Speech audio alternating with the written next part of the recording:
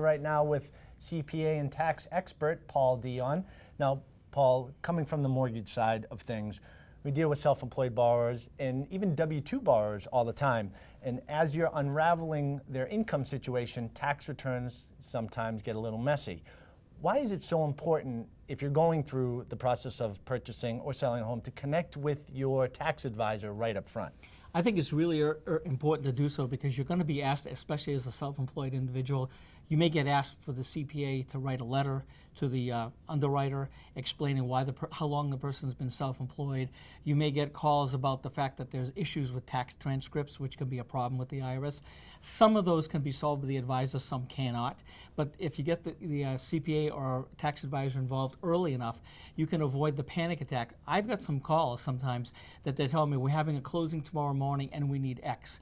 And X can't be gotten in 24 hours. So it's kind of important to get the accountant involved early as possible. This stuff does happen. Yes. It happens to the best of them.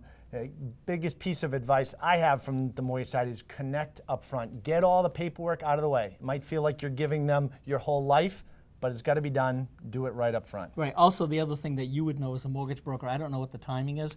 A lot of times if somebody wants to do a mortgage in April or May or earlier, all of a sudden the rules require you to get the latest tax return, and they may not have started it yet. So you may have to get the accountant involved to get that return done fast.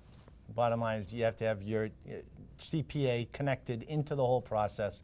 Will make it go much smoother. Start with everything right up front. Absolutely. Thank you, Paul. And if you're looking to connect with a tax advisor like Paul, you can visit him at his website at pauldioncpa.com. And remember, we have more real estate tips right here on our page on Real Estate Talk Boss.